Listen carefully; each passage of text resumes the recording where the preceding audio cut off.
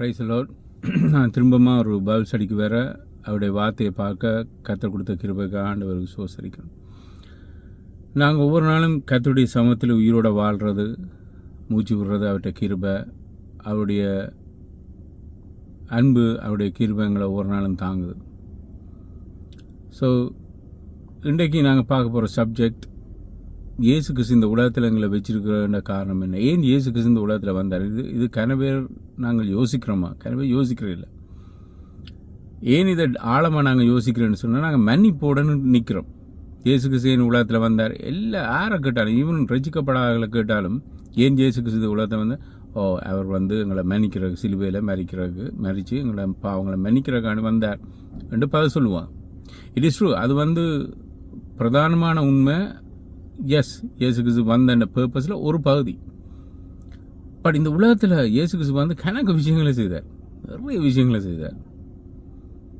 So அது என்ன தங்களுக்கு சொல்லுதுண்டா, மன்னிப்பை மாத்திரமில்லை, நிறைய விஷயங்களை இயேசு கிறிஸ்து கம்ப்ளீட் பண்ணார் சிலுவையில்.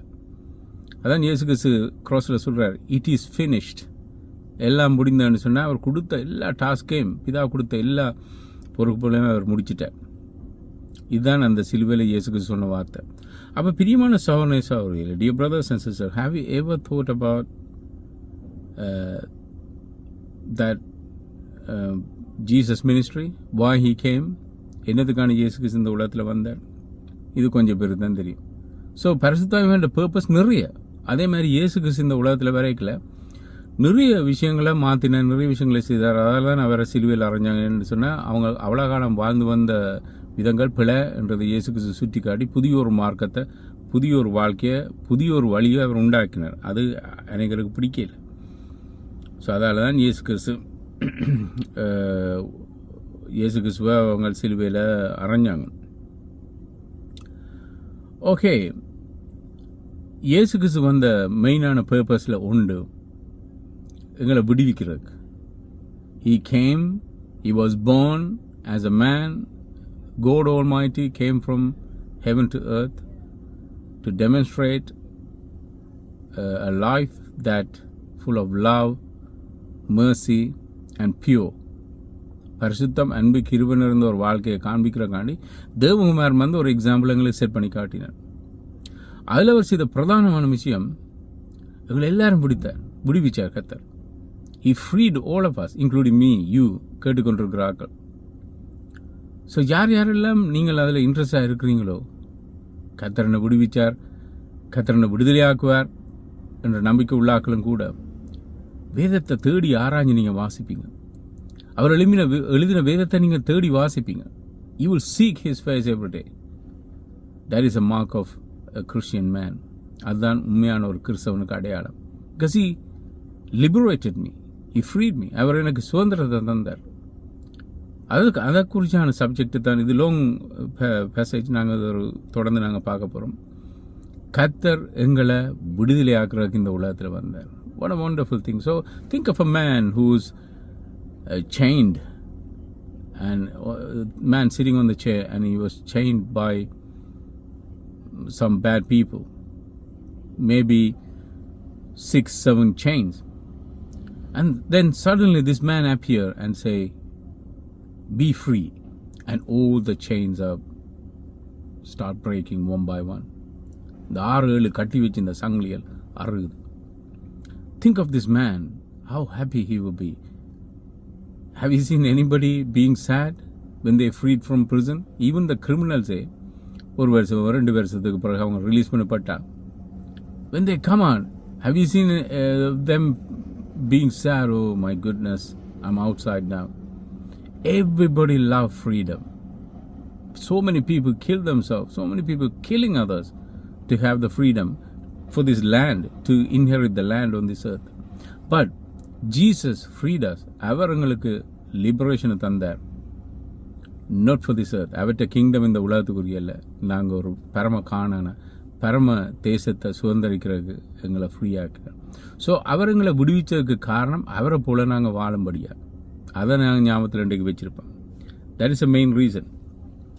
அதுதான் உண்மையான காரணம். அவர் எங்களை விடுதலை ஆக்கிட்டு கண்ட மாதிரி ஒரு மிருகங்களை போல் அவிட்டு விடையில. நீங்கள் கட்டிருந்த மிருகங்களை அவிட்டு விட்ட மாதிரி போய் மேயிங்கொண்ட மாதிரி No, there are rules, regulations, commandment in the Bible. It has to be followed. Otherwise, you will go astray. And the liberation you had will be wasted. Not because some fault in it, because of your bad choice.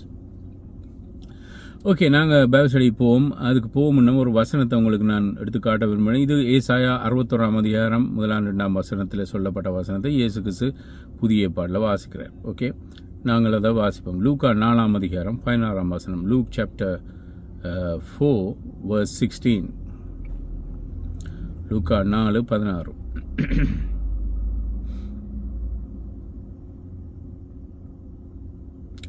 Okay, look chapter 4 verse 16. லூக்கா 4:16. நான் கொஞ்சம் கூட வசனங்களை வாசிக்க போகிறேன். அவர் தாம் வளர்ந்த ஊராகிய நசரேத்துக்கு சென்றார். ஓய்வு நாளிலே தமது வழக்கத்தின்படி அவர் யூதா மன்றாடும் ஆலயத்துக்கு போய் அங்கே தேவ வசனத்தை வாசிப்பதற்காக எழுந்தின்றார். அங்கே இறைவாக்கினன் ஏசாயாவின் புத்தகச் சுருள் அவருக்கு கொடுக்கப்பட்டது. அவர் அதை விரித்து பின்வரும் பகுதி எழுதப்பட்டிருந்த இடத்தை கண்டுபிடித்து வாசித்ததாவது. அந்த காலத்தில் ஒருத்தட்ட பைபிளும் இல்லை, ஒருத்தர் வீட்டை பைபிள் இல்லை, தோராவோ பழைய பாடோ ஒருத்தட்ட ஏசாயாவோ ஒருத்தட்டும் இல்லை. So if they want to read book of Isaiah, they have to go to synagogue and ask a rabbi to read. But in this case, the scroll was given to Jesus to read. அப்போ அந்த காலத்தில் அப்படித்தான் தேவண்ட வார்த்தையை படித்தாங்க. So how much we respect. நாங்கள் வீட்டில் இருக்கிற பைபிளையே சேர்ச்சுக்கு கொண்டாடுறது கஷ்டப்படுறோம். பட் அந்த காலத்தில் அவங்க தேடி போய் வாசிக்க வேண்டியது சினகாக்கில். It's a sad situation. So many people in my experience, I've noticed so many Christians, they don't respect the word of God. So அதில் கண்டுபிடித்து வாசித்தது அது verse 18. கர்த்தருடைய ஆவியானவர் என்மேல் இருக்கின்றார், ஏனெனில் ஏழைகளுக்கு நற்செய்தியை அறிவிக்கும்படி அவர் என்னை அபிஷேகம் செய்தார். கைதிகளுக்கு விடுதலை, பார்வையிட்டோருக்கு மீண்டும் பார்வை என்று பிரசித்தப்படுத்தவும், ஒடுக்கப்பட்டவர்களை விடுவித்து அனுப்பவும், கர்த்தருடைய தயவு நிறைந்த வருடத்தை பிரசித்தப்படுத்தவும் அவர் என்னை அனுப்பினார். லுக், ஒடுக்கப்பட்டவர்களை விடுவித்து. Okay, let's see what it says in English Bible. So he came to Nazareth, where he had been brought up, and as his custom was, he went into the synagogue on the Sabbath day and stood up to read. Okay, now in the verse of Vasikram. The Spirit of the Lord is upon me, because he has anointed me to preach the gospel to the poor. He has sent me to heal the brokenhearted, to proclaim liberty to the captives. Notice this, to proclaim liberty to the captives. அப்போ கட்டுண்டவர்களை விடுதலையாக்கம் என்று தமிழ் பைபிளில் இருக்குது. அது மாத்திரமில்லை, தொடர்ந்து English பைபிளில் இருக்குது. And recovery of sight to the blind, to set a liberty those who are oppressed. அப்போ கர்த்தர் வந்த பர்பஸை அவர் அந்த ஸ்கூலில் திறந்து வாசித்து காட்டுறார். வாசித்த பின் அவர் அந்த 20 வசனம் verse 20, புத்தகச் சுருளை சுருட்டி பணியாளரிடம் திருப்பி கொடுத்து அமர்ந்தார். யூத மன்றாடும் ஆலயத்தில் இருந்த எல்லோரும் கண்களும் அவரையே பார்த்து கொண்டிருந்தது. They just looked at him thinking, who is he? இவர் என்ன இப்படி ஒரு காலமும் வாசிக்கல. Then he said,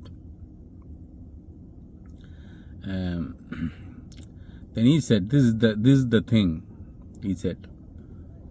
20 வசனம், this is what made the difference. அப்போது அவர் தமது உரையை ஆரம்பித்து, நீங்கள் கேட்ட இந்த வேத வசனம் இன்று நிறைவேறியது என்றார். He said, it is fulfilled today, this Bible verse. This verse. So பிரியமான சௌரியிலே நான் ஏன் இதை எடுத்து காட்டினேன்னு சொன்னால், இயேசு கிறிஸ்து இந்த உலகத்தில் வந்தது பாவங்களை மன்னிக்கிறதுன்னு கணக்க பேர் ப்ரீச் பண்ணுறாங்க, நானும் ப்ரீச் பண்ணியிருக்கேன். But if you want to see the whole plan, overall plan from God, then you have to come to Isaiah chapter 4, Luke chapter 4 verse 16, which was proclaimed in Isaiah chapter 61.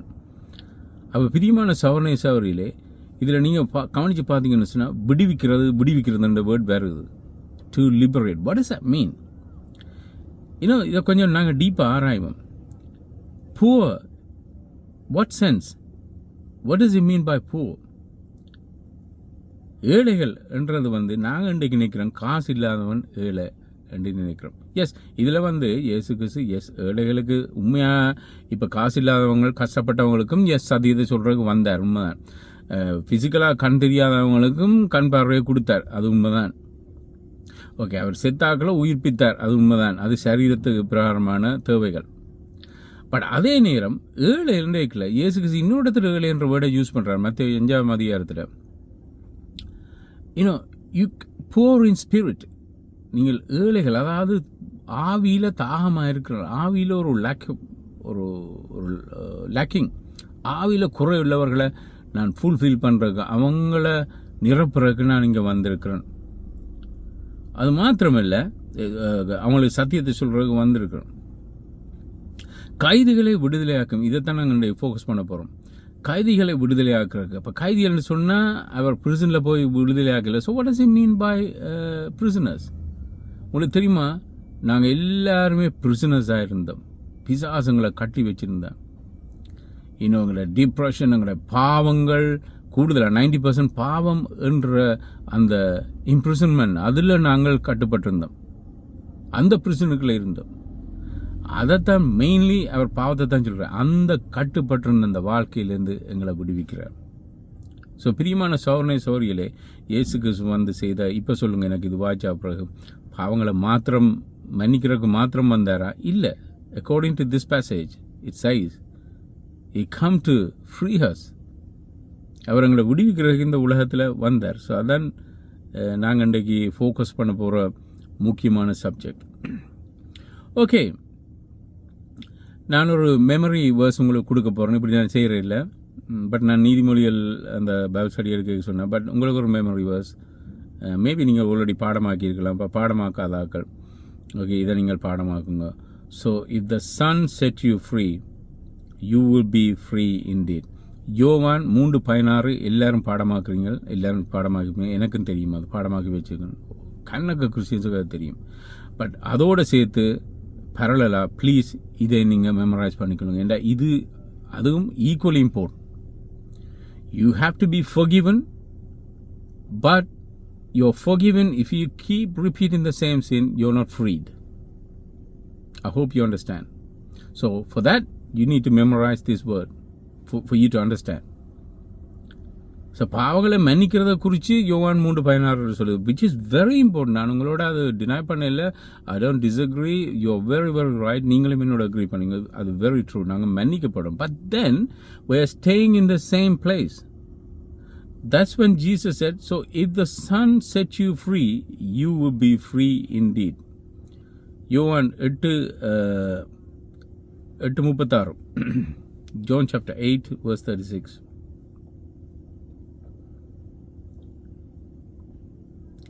ஆகவே இறைவனின் மகன் உங்களை விடுதலாக்கினால் நீங்கள் மெய்யாகவே விடுதலை பெறுவீர்கள். So there is a false deliverance or false freedom, which means you think you are freed from your anger.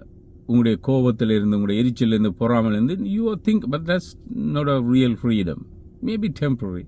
You got excited and you said, oh, I'm saved. But then there's a real freedom.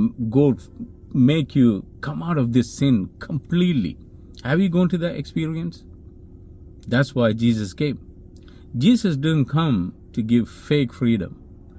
Anything Jesus did is genuine and true and it is needed. எங்களுக்கு தேவையானது உண்மையானது தான் இயேசுக்கு இந்த உலகத்தில் செய்ய வந்தார். ஒழிய இன்றைக்கு பொய் சொல்லி கொண்டு இருக்கிற கன பேர், இந்த கனைய பெரிய மகான்மார் இந்த உலகத்தில் ஒன்றுமே செய்யலை. They just lied. They gave false promises. Like this politician nowadays, they're giving false promises. When they come to a position, as soon as they sat on the chair, that's it. They say, I never said that. I never promised anything. All for themselves. But Jesus, தனக்காக வாழாம மற்ற எல்லாருக்காண்டியும் வாழ்ந்தார். So இந்த Bible ஸ்டடியில் நாங்கள் பார்க்க போகிற விஷயம் என்னத்தை நாங்கள் பார்க்க போகிறோம், மெயினான reason, understand the true freedom. உண்மையான ஃப்ரீடத்தை நாங்கள் இன்றைக்கு விளங்கிக்கொள்ளணும். அடுத்தது, know that know what Jesus set us from. என்னத்திலிருந்து கர்த்தர் விடுதலையாக்கினார், இதை நாங்கள் பார்க்கணும். And learn how to, we're going to learn how to remain in that freedom. Okay, it's good. We say, எனக்கு கணவர் சாட்சி சொல்ல, எனக்கு ஆண்டவர் இந்த வியாதியிலிருந்து விடுதலை கொடுத்துருக்கிறார், இந்த பாவத்திலிருந்து விடுதலை கொடுத்துருக்கிறார். But if you don't remain in that freedom, is very difficult in the future. You're going to go away. You're going to go stray soon. அடுத்தது நான் கடைசியாக ஃபோக்கஸ் பண்ண போகிறது victorious life. Maybe it's not in this order, but we're going to focus on this. So நாங்கள் வெற்றியுள்ள வாழ்க்கை வாழ்கிறது, இதை குறித்து தான் நாங்கள் பார்க்க போகிறோம். ஸோ ரிமெம்பர், இது ஒரு மெமரி வேர்ஸாக நான் இது 10 commandments நீங்கள் இதை மனப்பாடம் செய்து கொள்றதுக்கு நான் உங்களை கேட்குறேன். யோவான் 8:36. எனக்கு இந்த வசனம் தெரியும், எல்லாருக்கும் தெரிஞ்சால் பரவாயில்ல, பட் தெரியாது, memorise it. What chapter, what verse. Therefore, if the Son makes you free or set you free, you shall be free indeed. It might be slightly different in your version, but in a different translation. But if you go NIV, NLT or NCV, இப்படியான translation வச்சுருந்தீங்கன்னு சொன்னால் வித்தியாசமாக இருக்கும். முதலாவது, why people, point number 1 வந்து why people need freedom. ஏன் விடுதலை தேவை? Why? What's the purpose? ஏன்டா எங்களை நாங்களே விடுவிக்கலாம். You understand? இப்போ நான் ஆரம்பத்தை சொன்ன உதாரணத்தை சொன்ன ஒரு திக் செயின் ஒன்றுங்களை சுற்றி கட்டியிருந்தா, how can you free yourself? So if you are bounded by this great sin, addiction, how can you come out of yourself? இயலாது, உங்களால் முடியாது. ரோமர் 3:23, ரோமர் 3:23, ரோமர் chapter 3 verse 23.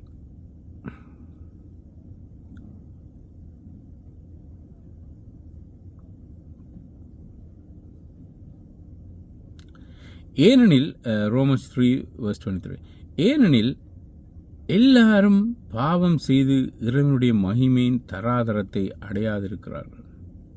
ஓகே, ஸோ எல்லாரும் இதில் கிளியராக சொல்லுது, எல்லாரும் பாவம் செய்து, இன்னொரு டிரான்ஸ்லேஷனில் ஏகமாய் கெட்டு போனார்கள். I prefer that. We were doomed. நாங்கள் எல்லாரும் கெட்டு போயிருந்தார்கள், கழிக்கப்பட்டு, எல்லாரும் ஒதுக்கப்பட்டு, இனிமேல் இது சரிவராது, கைவிடப்பட்ட கேஸ்னு நாங்கள் சொல்லுவோம் தமிழில். அப்படி அடுத்தது நாங்கள் அதே புத்தகத்தில் 6ஆம் அதிகாரம் 23ஆம் வசனத்தை நாங்கள் வாசிக்க போகிறோம். உங்களுக்கு எல்லாருக்கும் தெரிஞ்ச வசனம் தான். Roman chapter 6 verse 23. பாவத்துக்குரிய கூலி மரணம், ஆனால் இறைவன் தரும் கிருபை வரமோ நம்முடைய ஆண்டவர் கிறிஸ்து இயேசுவில் நித்திய வாழ்வு. ஸோ கர்த்தர் தர கிஃப்ட் வந்து இட்ஸ் இட்டர்னல் லைஃப். அது எங்களுக்கு கட்டாயம் தேவை. ஸோ என்ன ரீசன் நாங்கள் விடுவிக்கப்பட காரணம்? why do people need to be free? There is a danger coming ahead. You're going to be judged. So you can't have a life and say, oh, this is wonderful, I can live however I please myself. உங்களுக்கு அப்படி யோசிக்கலே தெரியும். இதுக்கு பிறகு ஏதாவது ஒன்று இருக்கத்தானே வேணும், தண்டனையோ. இப்போ உதாரணத்துக்கு இந்த நாட்டில் ஒரு கிரைமை செய்கிறவனுக்கு அவனுக்கு செய்யங்களே தெரியும், இதுக்கு ஒரு கடைசியில் ஒரு தண்டனை எனக்கு இருக்குன்னு. But he can't help himself because he's so used to that life. So அதே மாதிரி நாங்கள் பிள்ளையான ஒரு வாழ்க்கை வாழ்ந்து கொண்டிருக்க எங்களுக்கு தெரியும் இதில் கட்டாயம் ஏதாவது ஒரு பிரச்சனை வேறு. But then we refuse to think about that and we carry on in our own life. Okay. எபேசியர் 2ஆம் அதிகாரம் 1ஆம் வசனம், Ephesians chapter 2 verse 1.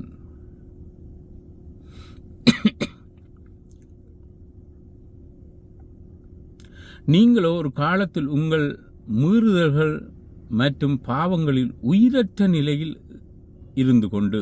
ஸோ ஏன் நாங்கள் விடுவிக்கப்படணும்? we were dead. நாங்கள் இயேசு கிறிஸ்து இல்லாட்டி we are dead. that means ஜீவன் இல்லை ரோடல்ல. So we were dead, we were outcast, we were good for nothing people, we were nobody, full of sin, full of bondage. இப்படியான நிலைமையில நாங்கள் இருந்தோம்.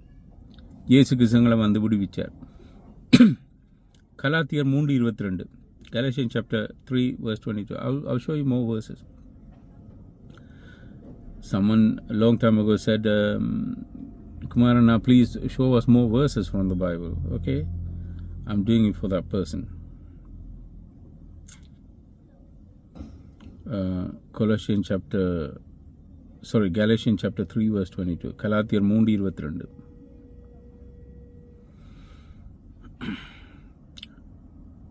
ஆனால் வாக்குறுதி செய்யப்பட்ட விடயம் இயேசு கிறிஸ்துவின் மீது வைக்கும் விசுவாசத்தின் மூலமாய் விசுவாசிக்கின்றவர்களுக்கு கிடைக்க வேண்டும் என்பதற்காக வேத வசனமானது அனைத்தையும் பாவத்தின் கீழ் சிறை வைத்து விட்டது.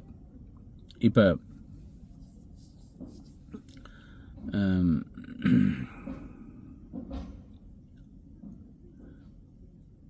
verse 21 வாச்சா விளங்கும் நினைக்கிறேன்.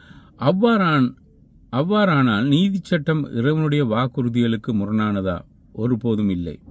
வாழ்வு தரக்கூடிய ஒரு நீதி சட்டம் கொடுக்கப்பட்டிருந்தால் உண்மையின் நீதி சட்டம் மூலமாகவே நீதி வந்திருக்கணும். இப்போ என்ன இந்த வசனத்தின் விளக்கம் என்னன்னு சொன்னால், இந்த நீதி சட்டம் நாங்கள் பாவத்துக்கு கீழே இருக்கிறோம்ன்றதை வலியுறுத்தி கொண்டே இருந்தது.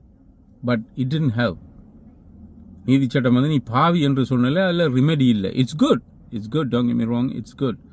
பாவம்ன்றது நீங்கள் பழைய பால வாஜி பார்த்தீங்கன்னு சொன்னால், பாவம் செய்கிறவன் இப்படியானவன், பாவிக்கு என்ன தாண்டனா அது இருக்குது. பட் ரிமெடி இல்லை. ரிமெடி எப்போ வந்தேன்னு சொன்னால், எஸ் பலியில் கொடுத்தாங்க, பட் அது டெம்பரரி. இயேசு கிறிஸ்து எல்லாருக்காகவும் பிரதான பலியாக எங்களை எல்லாருக்காகவும் மரிச்சபடினால அந்த மீட்பு வந்தது. ஸோ இது உங்களுக்குள்ள ஒரு எக்ஸசைஸ். வீட்டை நீங்கள் சிந்திங்க தனியாக. நான் ஏன் விடுவிக்கப்படணும்? ஏன் நான் விடுவிக்கப்பட்டேன்? How I been free? நான் விடுவிக்கப்பட்டுட்டேன்னா என்ன காரணம் நான் விடுவிக்கப்பட்டது? இதுக்கான தான் இந்த வசனங்கள் எடுத்து காட்டினேன். ஓகே, ஸோ இயேசு கிறிஸ்து இந்த கட்டுப்பாடுலேருந்து, இந்த கட்டிலேருந்து விடுவிக்கிறதுக்காண்டி தான் இந்த உலகத்தில் வந்தார் என்று நாங்கள் பார்க்குறோம். ஜோன் சாப்டர் 10 verse 10 அந்த செக்ஷனை நாங்கள் பார்ப்போம். யோவான் 10:10. யோவான் 10ஆம் அதிகாரம் 10ஆம் வசனம்.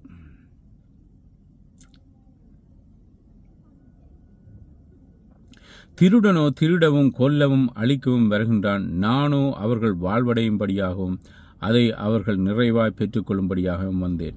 ஸோ யாரை குறித்து இயேசுக்கு சொல்கிறான்டா? பிசாசு. அவ்வளோ காலமும் ஆக்களை மரண பயத்தில் வச்சிருந்தான், ஆக்களை ஏமாற்றி வச்சிருந்தான். Is a lawyer. அப்போ அப்படியான ஒருதன் வார reason maybe it may appear as a good reason, but inside அவன் வார காரணம், உள்ளான reason to destroy your life. அதால் தான் இந்த உலகத்தில் இருக்கிற பாருங்க அநேக விஷயங்கள் நல்லா இருக்குது எங்களுக்கு. When someone drinks, he get a kick, he's drunk and he feel better. And when they commit sin, it feels good. So this sin, this world is keeping them happy. By keeping them happy, it is distracting you from the main goal. அது உங்களோட main கோலை குழப்புது. But இயேசு கிறிஸ்து வந்த உடனே இயேசு கிறிஸ்து சத்தியத்தை கேட்டு நீங்கள் பைபிளை வாசி பார்த்தீங்கன்னு சொன்னால், இட் ஆல்வேஸ் டிஸ்டர்ப் யூ. நீங்கள் ஒரு பேசேஜ் இயேசு கிறிஸ்து டீச்சிங் வாசிக்க பாருங்க, எப்போவுமே டிஸ்டர்ப் பண்ணுது உங்களை. நான் இருக்கிற வாழ்க்கை பிழை. What he is doing it, what Jesus is doing it, instead of giving you confidence, இப்படியே கேரி ஆன் பண்ணி இப்படியே இருங்கன்ற, he disturb you and gradually you walking towards happiness, real true happiness, which is heaven. எங்களுக்கு சந்தோஷம் முழுமையடைகிறது 100%. எங்களோட உடலில் இருக்கிற பிரச்சனை தீர்றது, வாழ்க்கை இருக்கிற ஸ்ட்ரெஸ் இல்லாமல் போகிறது, நாங்கள் ஹெவனுக்கு போய்க்கல தான். அது வரைக்கும் இந்த உலகத்தில் பாடுகள். ஸோ திருடன் திருடவும் கொல்லவும் அழிக்கும் வரான். பட் ஜீசஸ் சொல்கிறேன், நானும் அவர்கள் வாழ்வடையும்படி I came to give a life, good life. அது மாத்திரமல்ல, அது நிறைவு பெறும்படியும் வந்திருக்கிறேன் என்று சொல்கிறார். ஓகே, அடுத்த நாங்கள் பார்க்க போகிறோம். ஸோ முதலாக நாங்கள் பார்த்தோம் ஏன் நாங்கள் விடுதலை அடையணும். இயேசு கிறிஸ்து என்ன ப்ரொமிஸ் பண்ணுறார், அதில் கணக்க வசனங்கள் இருக்குன்னா ஒரு வசனம் எடுத்துக்காட்டினா யோவான் 10:10. இயேசு கிறிஸ்து எங்களோட வாழ்க்கை முழுமையடையும்படியாக நல்ல ஒரு குட் லைஃப்பை தரும்படியாக இந்த உலகத்தில் வந்தார். அப்போ இவ்வளவு நாங்கள் விஷயங்களையும் ஒரு நாளில் பார்க்கல. இது ஒரு இன்ட்ரடக்ஷனாக இருக்கட்டும், ஒரு அறிமுகமாக இருக்கட்டும். நெக்ஸ்ட் பைபிள் ஸ்டடியில் கர்த்தர் என்னத்திலேருந்து எங்களை விடுவிச்சார், என்னென்ன விஷயங்கள்லேருந்து எங்களை விடுவிச்சார் என்றதை குறித்து நாங்கள் ஒவ்வொன்றா பார்க்க போகிறோம். ஸோ பிரிவான சௌரியில் எங்களோட வாழ்க்கையில் நாங்கள் விடுதலை அடைஞ்ச காரணத்தை அறிகிறது நான் நினைக்கிறது சரியான மிக முக்கியம்.